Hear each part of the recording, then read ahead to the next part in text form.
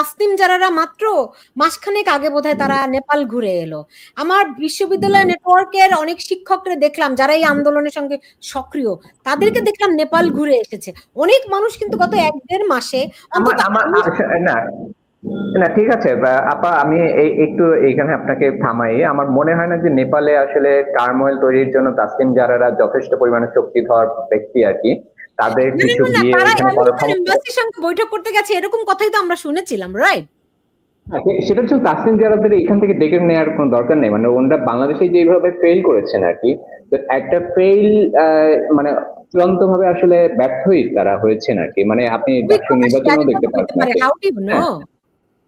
তাহলে তো ব্যর্থতার অভিজ্ঞতা শেয়ার করতে হবে তাদের সঙ্গে। যদি শেয়ারিংটা হয় আর কি, সেটা আসলে একটা অভ্যুত্থানকে ব্যর্থ করে দেওয়া সম্ভব।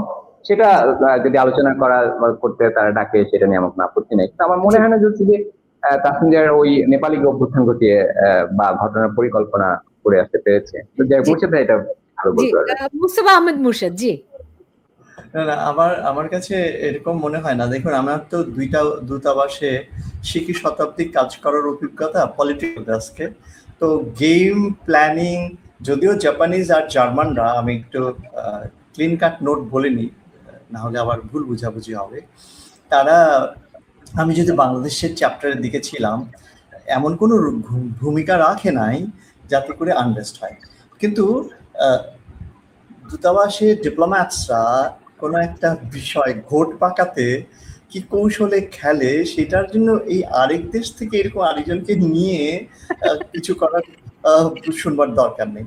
যেমন ছোট করে বলি, যখন এই 1/11 তাই না, 2007 সালের যে আমাদের এখানে ঘটেছে মিলিটারি ব্যাক কেয়ারটেকার গভর্নমেন্ট, তার আগে যখন খালেদা জিয়া মানে বিএনপি গভর্নমেন্ট পড়ে যাবে, সেই সময়টায় ইউরোপিয়ান ইউনিয়নের মেম্বার স্টেটসগুলো অনেক অ্যাক্টিভ হয়ে উঠলো। আমি দেখুন তখন রাজনৈতিক উপদেষ্টা জার্মান অ্যাম্বাসিতে এবং পুরনো ব্যক্তি।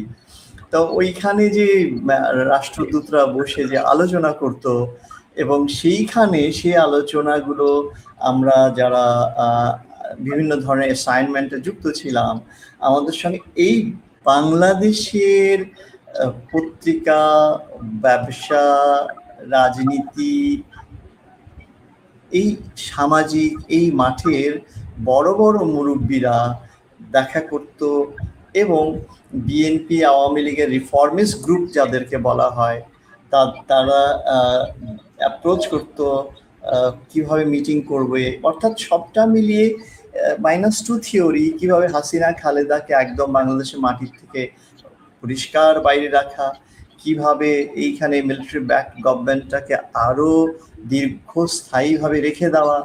ওই সময় প্রফেসর ইউনূসও রোল প্লে করেছিলেন, আমরা সবাই জানি। ওনার সঙ্গে আমার একাধিকবার দেখা হয়েছে ওনার অফিসে। এই এই এই রাজনীতি করার নিরিখে না, কিন্তু প্লিজ আবার ভুল বুঝাবুঝি না হয়।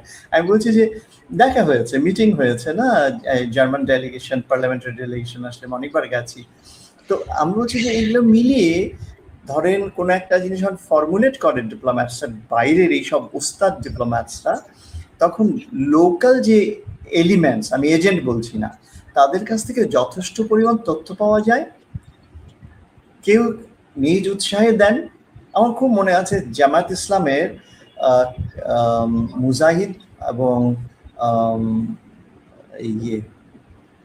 প্রথম যে তথ্য সম্পাদক ছিল যে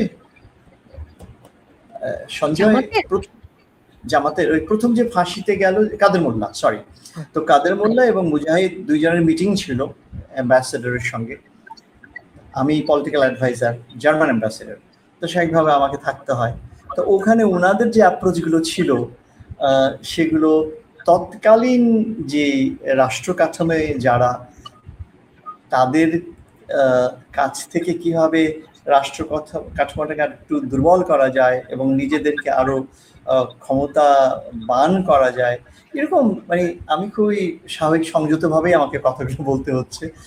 আমার পক্ষে অত খুলে বলা সম্ভব না। আমি শুধু বলতে চাই যে যখন আমরা মনে করছি বিদেশি শক্তি একটি দেশের রাষ্ট্র ক্ষমতা পরিবর্তনে যুক্ত, যেই বিদেশি শক্তি হোক না কেন, তার ভূমিকা পালনে ওই দেশের মাটিতে কিছু ইনস্ট্রুমেন্ট থাকে, সেই ইনস্ট্রুমেন্টগুলো ভূমিকা পালন করে। কিন্তু তার আগে আবারও আমি শুরু করেছিলাম যেখান থেকে, প্লিজ এই ভূমিটা তৈরি করার পিছনে প্রথম দায়ভাগটা হচ্ছে ক্ষমতাসীন রাজনৈতিক পরিকাঠামো। একদম একদম।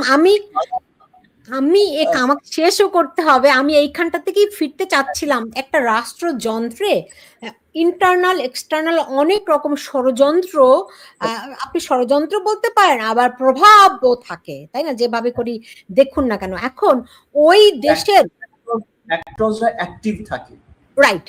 সো ওই সরকার কিভাবে এগুলোকে মোকাবেলা করে তার এজেন্ডা বাস্তবায়ন করবে তার দেশের মানুষের জন্য, সেটাই নির্ভর করে ওই সরকার প্রধান বা ওই সরকারের উপর। সেটাই তাদের আসলে দক্ষতা। রাইট। এখন রাইট, সঞ্জয়ের কাছে আমার শেষ প্রশ্ন, যে এই যে ধরে দেশে দেশে এই সরকারের, ধরেন বাংলাদেশে আমি তো বলবো শেখ হাসিনা 15 বছর অত্যন্ত দক্ষতার সঙ্গে এই সমস্ত ষড়যন্ত্র মোকাবেলা করেছেন। শেষ পর্যন্ত তিনি ফেল করেছেন, বাট তিনি 15 বছর মোকাবেলা করেছেন। অন্যান্য দেশও একই রকম ভাবে বলবো এই সমস্ত ষড়যন্ত্র তারা মোকাবেলা করেছে। সবাই একে একে এরকম মানুষ কি চায়, মানুষের আকাঙ্ক্ষার ব্যত্যয় ঘটিয়ে তারা তো এরকম ব্যর্থতার দিকেই যাবে। তাদের পক্ষে কি আর এই ষড়যন্ত্র মোকাবেলা করে টিকে থাকা সম্ভব? এবং এই ঘটনাক্রম থেকে তারা কি শিক্ষা নিচ্ছে? মানে কারা শিক্ষা নিচ্ছে, মানে আমি ওই অংশটা শুনতে পাইনি। আচ্ছা, যারা যেই সরকারগুলো শেষ পর্যন্ত এই ষড়যন্ত্র মোকাবেলা করে টিকে থাকতে পারছে না, এই যে এক্সটার্নাল ইন্টারনাল ফ্যাক্টর গুলো সরকারকে প্রভাবিত করে, তাদের এজেন্ডা বাস্তবায়নের চেষ্টা করে, এবং সরকাররা চেষ্টা করে সেগুলোকে ওভারলুক করে বা ট্যাকল করে তাদের সরকারের নিজের মতো করে চালায়। আমি বলছিলাম শেখ হাসিনা সরকারের 15 বছরের কথা, তিনি 15 বছর এই সমস্ত ষড়যন্ত্র।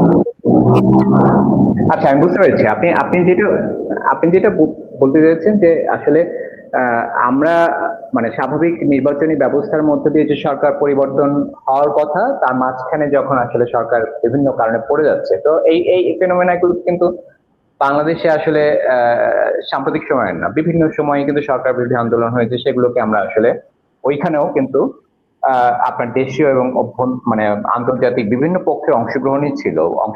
মানে এটা কিন্তু নতুন কোনো ব্যবস্থাপনা না।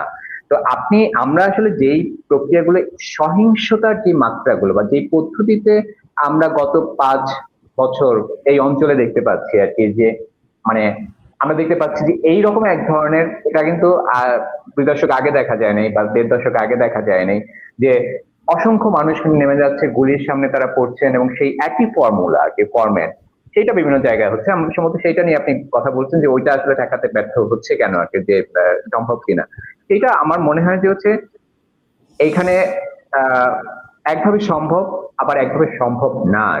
আপনি এটা কোনো একটা সুনির্দিষ্ট আউটলাইন নাই যে আপনি এইভাবেই এটা মোকাবেলা করতে পারবেন কি পারবেন না। তবে আমি বলবো যে এই সব জায়গাতেই নতুন যে ফরম্যাটটা আমি দেখতে পাচ্ছি, সেই ফরম্যাটের জায়গা থেকে আমি দেখতে পাচ্ছি সেনাবাহিনীর একটা দারুণ ভূমিকা বা শক্ত ভূমিকা অনেক ক্ষেত্রে এই ধরনের ঘটনা ঘটানোর জায়গা থেকে নিবৃত রাখতে পারে। এটা ইন্দোনেশিয়ার ক্ষেত্রে আমরা দেখতে পেয়েছি, আমরা ইভেন নেপালের ক্ষেত্রেও আমি ওই অর্থে, মানে 5 আগস্ট বা শ্রীলঙ্কার মতো যে ঘটনা, সেই ঘটনা ঠিক নেপালে ঘটেছে, অনেক ধরনের ঘটনাই ঘটেছে, কিন্তু তারপরে সরকার কিন্তু এখনো বহাল আছে, এবং সেইখানে সেনাবাহিনীর একটা রোল আমি দেখতে পাচ্ছি। এবং শেষ পর্যন্ত আসলে যদি ওই ফরম্যাটটার কথা ভাবা হয়, যেটা 5 আগস্টে বাংলাদেশের ক্ষেত্রে হয়েছিল বা শ্রীলঙ্কার ক্ষেত্রে হয়েছিল, সেটা শেষ পর্যন্ত কার্যকর হতে পারবে কিনা সেটা কিন্তু আমাদের দেখতে হবে। মানে আমি এমনও দেখতে পারি যে আমরা অন্তর্বর্তীকালীন সরকার একটা